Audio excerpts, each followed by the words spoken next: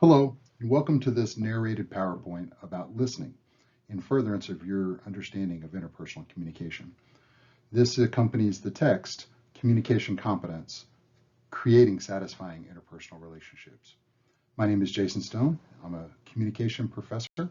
I will be narrating these slides for you today. Once upon a time, there was an orange.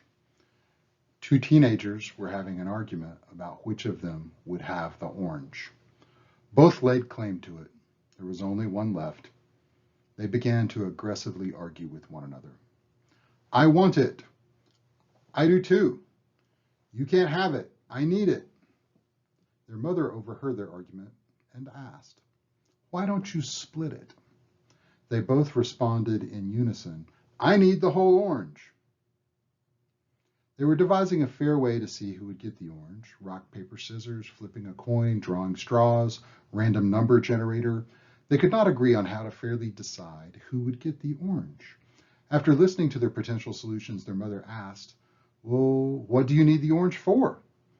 I need the juice for my smoothie, replied the first teenager. I need the rind for my cake, replied the second teenager. Both of the teenagers looked at each other and began to laugh. They each could have the whole orange. One would have the juice, and the other would take the rind.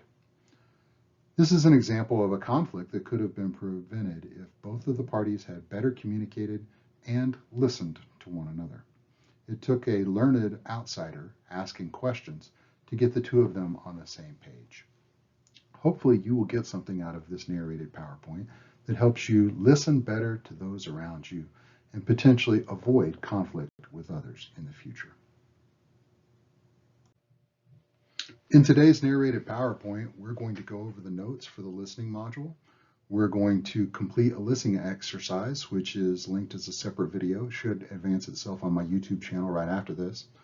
We're going to attend to the remainder of this video, and we're going to familiarize ourselves with the rumor mill exercise and with the MP3s and the video recordings in the learning management system to help you write your rumor mill letter. Let's get started. Why is active listening important? The Pew Research Group, who is a think tank, nonpartisan think tank, did a study of 772 occupations. And of those 772 occupations, 196 of those occupations listed at least very important or extremely important the skill of active listening. This earned active listening a 3.6 score on a 5-point Likert scale. And you can compare that to all sorts of other critical occupational skills like good writing, subject matter expertise, advanced credentials, and 3.6 out of 5 was the top scoring skill. So listening and the ability to actively listen was considered to be the most important skill when it came to reviewing the job descriptions of the 772 occupations that are recognized by the U.S. Department of Labor. In other words, active listening is a business skill. If you come to college to learn skills that are going to help you in business, look no further. This is what the employers say that they want. So I hope that you will pay attention to this information as it will definitely profit you. Increasingly, in my 25 years of professional experience in higher education, I've seen a lot of people come and go, and the ones that tend to do the best, the ones that tend to move up the quickest and tend to command the most salary are the ones who have great critical listening skills and the ability to actively listen to others. Additionally, none of those 772 occupations listed active listening as not important, not a single one of them. Conversely, a lot of people in the economy make a lot about computer programming and how we all need to be learning about computer programming. Computer programming comparatively received a score of 1.5 compared to 3.6 on a 5-point Likert, indicating that employers, at least in what they list in their job descriptions, tend to value listening and active listening more than they value computer programming. This next slide articulates some different types of listening, and we have active listening contrasted with passive listening. And in active listening, we reflect on what people are saying, we focus on understanding, we try to draw that other person out, we ask follow-up questions, we get their thoughts and their feelings. And the message is really not necessarily the focus. What the other person is communicating and their emotions and how they're feeling about what they're communicating, and making sure that you're present for that other person. You might even orient your body language to them. You'll make more eye contact. You'll get squared up. You'll attempt to orient both of your knees and your feet towards them, as opposed to passive listening. And passive listening may just be, someone is venting. The message isn't necessarily the focus. This might be the type of listening that you do for a story that you've already heard, or maybe someone is complaining about something that you can't change. There don't typically tend to be a lot of follow-up questions or an attempt to learn more. You might even be happy when the person is done talking, if you're just passively listening to them.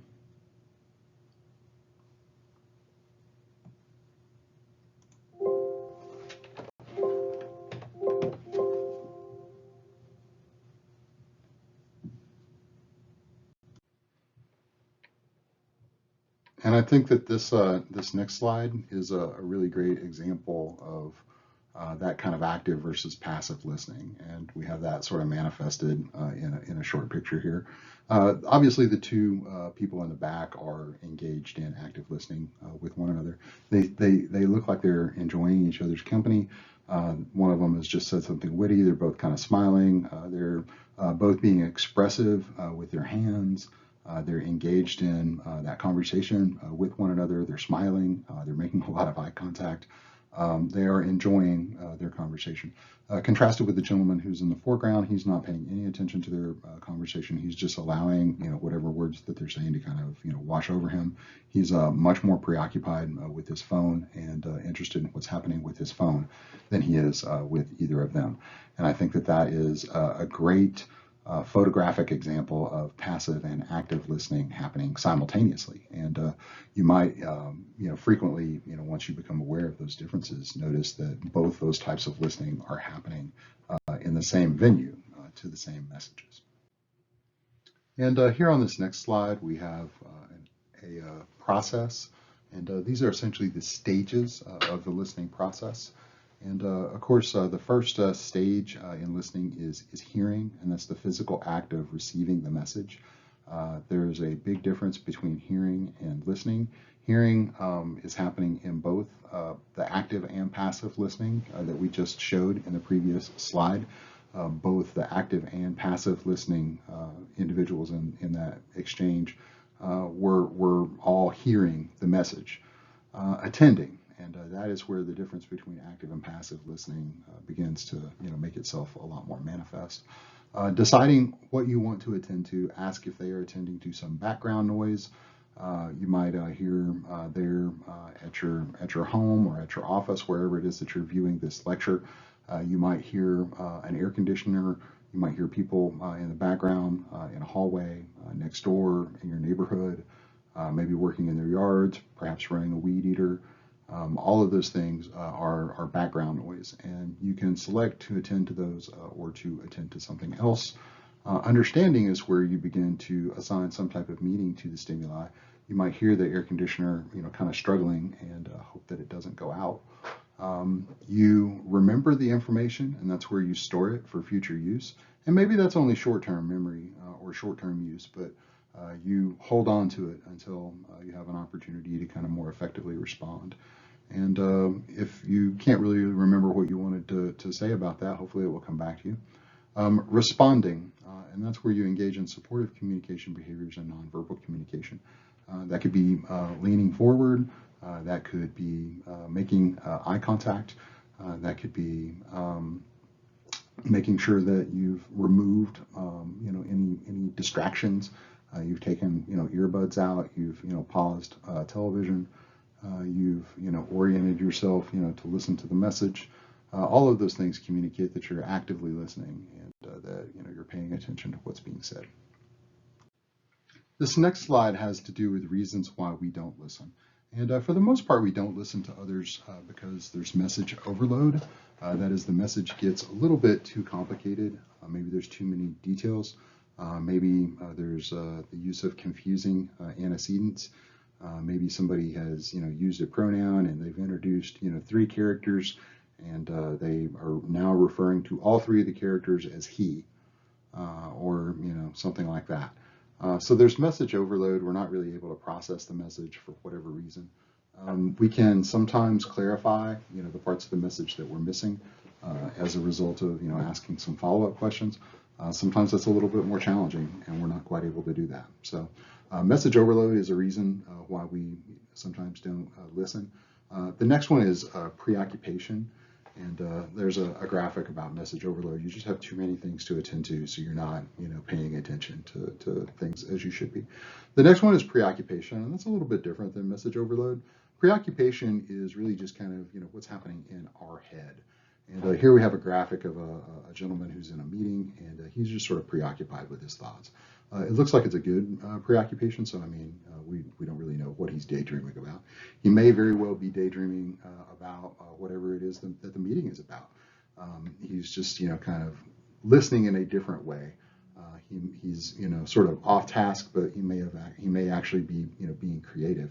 But he appears to be preoccupied, and we don't know if he's actively engaged in the meeting, or if he's thinking about, his shopping list, or he's thinking about the chores that he needs to do, or he's thinking about, whatever it is. But he does not appear to be checked into the meeting, and he looks like he's preoccupied.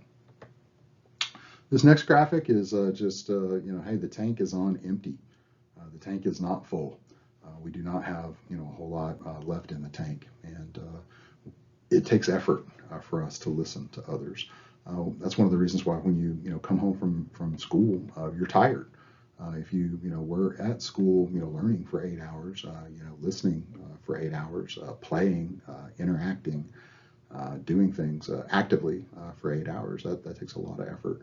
If you're enrolled in college classes and you come up here to come to physical classes, that takes a lot of effort. It takes a lot of effort to attend classes and listen to professors. So it takes effort to listen to others, and that's one of the reasons why so few people actually do it, is because it takes a lot of focus and it takes effort. Another reason that we don't listen to others is just because there's internal and external noise. And those are really 2, different kinds of noise. External noise, and we have here the picture of the fire truck. The fire truck essentially, is literally a blaring, sort of siren that prevents you from hearing things. So that is a great example, I think, of external noise. Conversely, if you are out and about and you see the fire truck, it may lead you to have some internal noise, right? You may have been listening to someone, but then you see a fire truck and you're like, oh, wow, okay, do I need to pull over? Is this thing, right behind me? Where is the fire? Am I close to the fire? Am I walking towards the fire? Am I in danger? Does the fire truck see me? All of these things are, different things that, internally might go through your head. That's all psychological noise. That's the noise that you're, creating between your ears that keeps you from listening to messages and keeps you from attending to things. The next is faulty assumptions, and we make a ton of faulty assumptions when we're listening to others. We think that we know how their story is going to end. We think we know how their anecdote will conclude. Frequently, we do not know, and instead of actually listening to what they have to say, we may be jumping to a lot of conclusions. And the graphic there says don't make assumptions, and I think that that's a really, really good keyboard to have in your toolbox. If you can avoid those assumptions and let people actually kind of finish what they're going to say, I think that frequently makes you a more competent communicator. And then finally, we have a lack of motivation. And I think that this is an interesting graphic. We have a couple of pretty motivated listeners here. We have a couple of gentlemen who are not paying as much attention. Clearly, there's a lot of eye contact going on between the woman and the speaker, and the first gentleman who has his hand on his face and the speaker. And in the second graphic, we do not see the third gentleman and the fourth gentleman there in proximity to where the speaker is. Do not appear to be interested. One of them is actually engaged in a little fidgeting behavior, kind of fussing and fixing, something. Typically is a sign of nervousness. We have this other guy who's got his hands, kind of in his lap. Sometimes that's a self-comforting gesture. and not really making a whole lot of eye contact. So I would say 2 of those folks are pretty engaged and actively listening, and 2 of them appear to be bad audience members and not necessarily fully engaged as listeners in the meeting. So we see a lack of motivation sometimes when we fail to see how something impacts us, and sometimes that's manifested in our listening behavior, in our nonverbal listening behavior. If we're kind of fidgeting or not paying a whole lot of attention or not making eye contact, maybe those are manifested kind of reasons why we're not listening or why we're not dialed in, and it may be a sign of a lack of motivation. Dale Carnegie and Associates, who are a business communication training outfit that go back over 100 years, have identified 7 different types of non-listeners, or I'm sorry, 7 different types of listeners. 6 of them are non-listeners, and 1 of them is a good listener. So let's talk about these. I produced a graphic, and that graphic is available as a table, and it kind of summarizes this Dale Carnegie different types of listeners, and what some of their locks, some of the reasons why they aren't able to listen, and some of the ways that you as a communicator can overcome some of those listening shortcomings, and how you can be a more effective communicator after you understand what type of listener you're dealing with. And obviously you have different types of non-listeners in your organizations. I think that this is great advice for our students who are currently employed as managers and need actionable advice about how to engage their team and make sure that their team is more fully engaged in listening behaviors that are going to positively benefit their organization. So the first one is preoccupation. The data shows that a lot of listeners do not fully engage in listening to others because they're just preoccupied. There's too many other things that are competing for their attention. And I think that preoccupation in listening is a really big reason why we don't listen to others. You see here this gentleman removing both of the headbuds so that he can get dialed in and make sure that he is attending to this message. He was considerate and not making a whole lot of noise and listening to his music on his earbuds, but now he wants to be fully engaged with this other person who's come to speak with him and has something to say. So he's removing both of those and making some eye contact and making sure that he's dialed in and making sure that he is not a preoccupied listener. The complete opposite of that is a teenager who briefly, kind of removes one and, gives you a monosyllabic answer and then kind of puts it right back in their ear. That is a preoccupied listener, and you really question, did that person hear me? Are they going to, dutifully respond to, that action item? Or is this something that's going to fall through the cracks? People who just kind of pull one out and sort of, look at you like that, it doesn't inspire a whole lot of confidence, and it doesn't make your boss think, oh yeah, this person's really going to do a good job with that action item. So think about the context, think about how much respect that other person deserves in this situation. And I think that, most of the people that, we're, happy to see that we're going to smile, at, who are in our home, certainly deserve that respect to get both of the earbuds taken out and to have their message attended to. So that's one way that you can not be preoccupied, and some kind of instantly actionable communication advice that might help you show up and be a little bit better employee. Out to lunch, and of course we talked about preoccupation, and I think Dale Carnegie, is kind of giving us the same information. It's the people who are daydreaming, the people who are not necessarily paying a ton of attention, and they say that you can deal with the out to lunchers and the preoccupied the same way. This is where paraphrasing and requesting a paraphrase from that other individual really comes in handy. So what did I tell you? What is your action item? So if you don't hear back from that other party, how will you proceed? Okay. Paraphrasing, asking questions and asking, that preoccupied or that out to luncher, to kind of repeat back in their own words what it was that just happened in our conversation. Both of those are really good ways to deal with preoccupied and out to lunchers. Dale Carnegie and Associates also recommend using an attention getter with these types of listeners. What if I could help you solve this problem? Well, I'm all ears. What do you have, to say about that? So use an attention getter, say something provocative, get their attention, get them dialed into the conversation first, and that will help them minimize, the other preoccupations. The other thing they say with those two types of listeners is to make it brief. So to review, with preoccupied and out to lunchers, have an attention getter, ask for a paraphrase, and keep it brief. With interrupters, and here we have, Kanye interrupting Taylor Swift. They say that with interrupters, and obviously, that's kind of a weird situation, but it's an iconic example of an interruption. Dale Carnegie and Associates recommend with the interrupters that you allow the interrupter to make their interjection and to say what they were saying, and then you draw focus to the fact that you were interrupted, and that corrects the behavior gently and allows you to kind of move forward with more appropriate boundaries in place. So an example of that would be you're engaging a person in the workforce about something.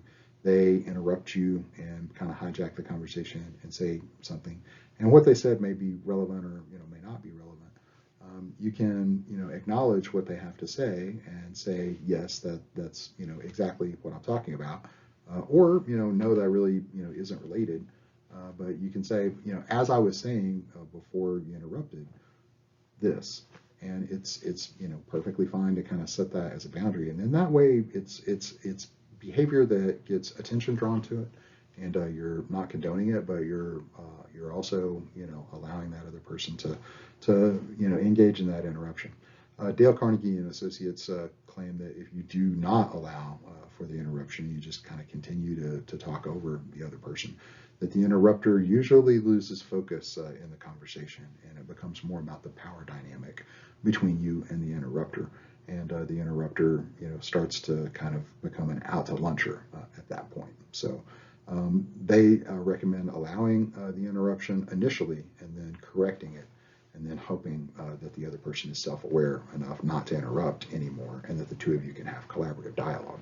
If that person proves themselves to be a perpetual interrupter, and they are, remorseless about that, then there may be some other personality dynamics at play that may require some different communication strategies on your part.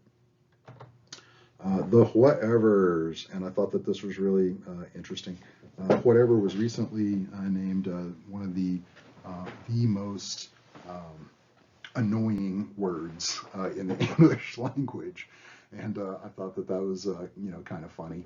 This is, of course, the American Sign Language, sort of symbol, nonverbal symbol for whatever. So whatevers really are just dispassionate about what they're hearing, and they are giving you, all sorts of nonverbal feedback that's indicative of disgust, or maybe they're just really not pleased. And they just don't look happy. So it doesn't really matter what you say. They are not going to generate any enthusiasm or passion, and they probably just are not going to really care a whole lot about whatever it is that you're saying. They're not going to get animated one way or the other, but they're probably not going to give you a lot of positive or negative feedback. Next, we have combatives, and here we have somebody kind of protesting, and it's pretty clear that they're getting a little animated, and it looks like they're both kind of starting to engage in some nonverbal behavior that looks like they're both getting kind of combative. Based on that, we see that people who are combative are typically not necessarily upset about what's happening in the present. They're usually more upset about something that's happening in the past. The way that you deal with that is by focusing on the future. Well, gosh, I'm really sorry that you're upset about that. I wasn't aware that this was a concern for you. What can I do in the future to make sure that this doesn't happen? Or what can I do in the future, to help alleviate your concern? What can I do in the future to make this, have less of an impact on you? And then maybe you can do that. Maybe you can't do that. Maybe you can meet them in the middle. Maybe you can both compromise. But you've addressed their concerns, and they will be appreciative of the fact that you address their concerns, and that you're, not necessarily looking to make amends for things that have happened in the past. Those aren't, things that you necessarily need to own. You just are going to try to make it right, going forward, and that's really all they can, try to make you accountable for.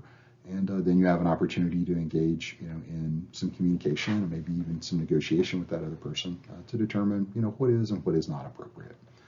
Next, we have analyst. And if you ever felt like, you were talking to someone and they, gave you a 15-point plan for how to solve your problem, and gave you, a couple of books to read and, some other stuff like that.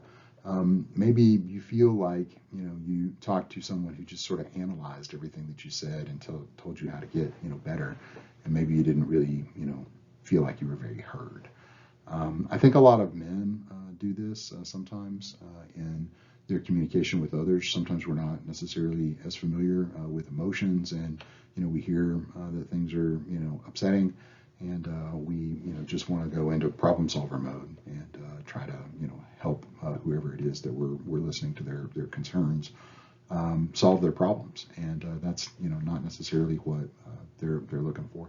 I found a really, really humorous video about this, about a person who has a nail in their head, and the other person, keeps saying, hey, maybe it's the nail in your head.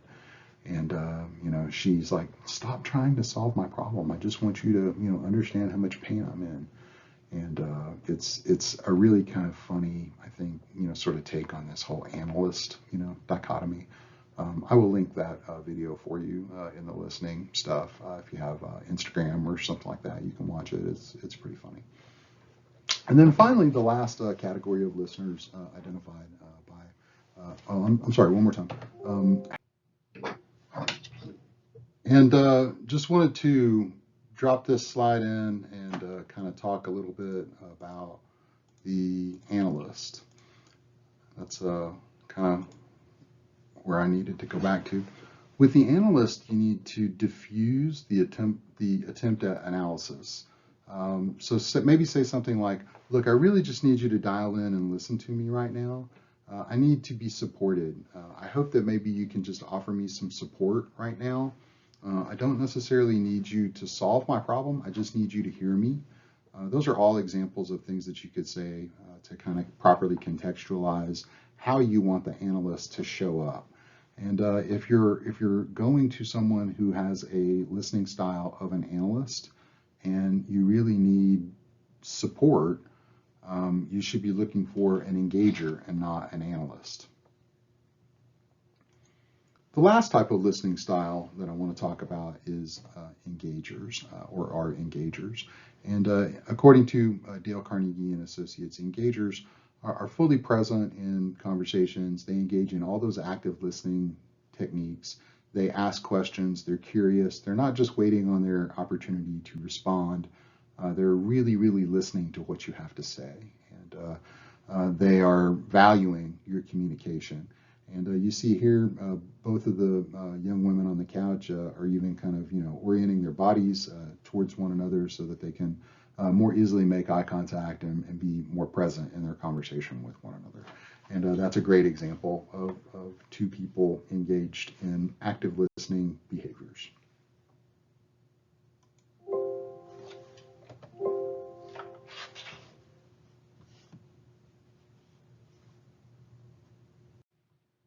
There's all kinds of reasons why people don't listen.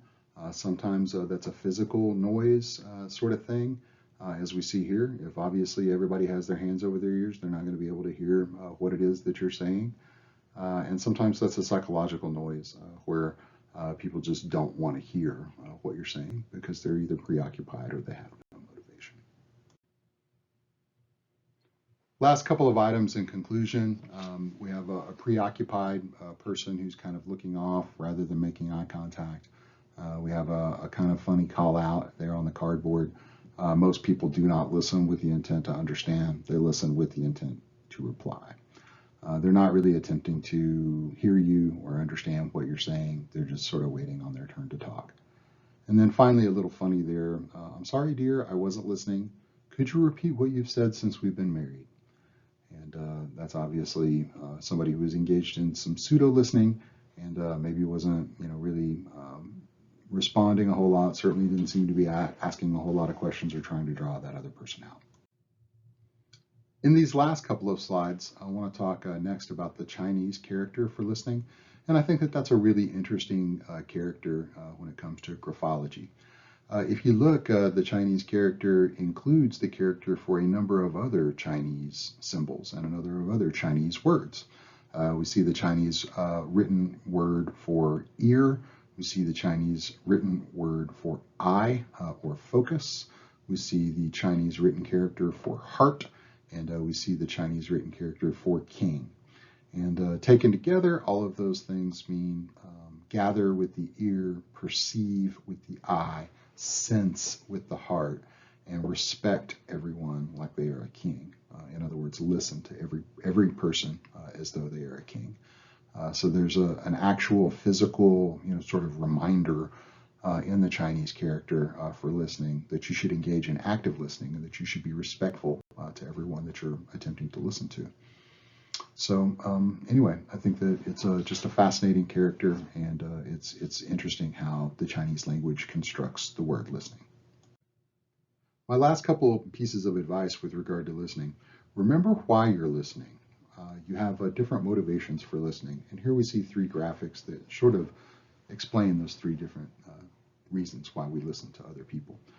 The first one, there we have somebody who's obviously self-disclosing a lot of kind of heavy stuff in a small group. And, it could be, telling his close friends about a loss. He could be putting, something really heavy on the table. It appears as though he is a little distraught, and he's kind of closed off. And he's, thinking very, deeply about what he's just shared. We have a person who's next to him, who's trying to comfort him and has put, her hand on his back, and kind of that comforting, hey, we see you, we hear you, we're here for you, sort of gesture. So are you listening to support someone else? That's one of our primary motivations for listening to others, is to offer support. In the middle, we have a gentleman who has his earphones on, and he is cheesing from ear to ear. He is enjoying whatever it is that he's listening to, maybe a song, maybe a podcast, maybe an audio book, who knows. But he appears to be listening for pleasure, and he seems to be enjoying himself. And that is a reason why we listen to others, for our own pleasure. And the thing that I listen to that probably gives me the most pleasure are stand-up comedians. And probably followed very closely by music. I really, really love music and enjoy playing and listening to it. That's two of the things that give me the most pleasure to listen to. And then finally, we have what appears to be a dyad, an interpersonal dyad, of two gentlemen in the top right-hand corner, both wearing plaid. And they are talking about something. It appears as though one of them is explaining something to the other person. And that reminds us of the third motivation that we have to listen to others, and that is to receive information.